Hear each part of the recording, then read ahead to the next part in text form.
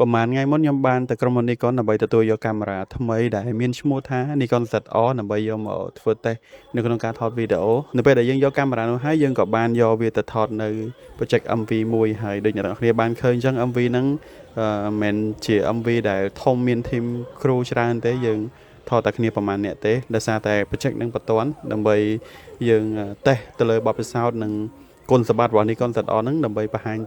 ទៅកាន់អ្នកទាំងអស់គ្នាហើយបន្ទាប់ពីយើងបានយក Nikon ទៅថតហើយយើងក៏ដល់ថ្ងៃដែលចូលរួមកម្មវិធី launching របស់ Nikon ហើយមានមនុស្សទៅច្រើនគួរសមដែរអ្នកទាំងអស់គ្នាហើយមានវាគ្មិនរបស់យើងផ្សេងៗដែលគាត់ចូលចែករំលែកនៅបទពិសោធន៍នៅក្នុងការប្រើប្រាស់ Nikon ZR នេះពីខ្ញុំទៅក៏មានអីចែករំលែកតិចដែរជួយសួរអ្នកទាំងអស់គ្នាថ្ងៃនេះខ្ញុំពិតជាសប្បាយចិត្តមែនតើដែលបានមកចូលរួម event របស់ Nikon ដែល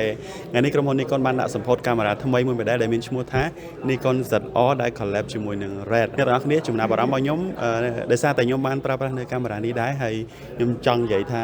សម្រាប់អ្នកដែលចង់សាកល្បងប្រើប្រាស់នៅកាមេរ៉ា cinema ឬក៏ថតកុនឬក៏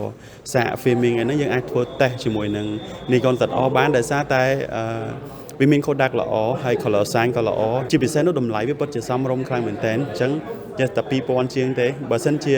នៅលើទីផ្សារតម្លៃកាមេរ៉ាប៉ុណ្នេះយើងចង់រកបានគុណភាពដែលអាចថតបាននៅក្នុងកម្រិត 6K 12 bit RAW បែបនេះប្រកាសជាមិនអាចរកបានទេអញ្ចឹងវីដេអូរបស់ខ្ញុំមានតែប៉ុណ្្នឹងទេអរគុណអ្នកទាំងអស់គ្នា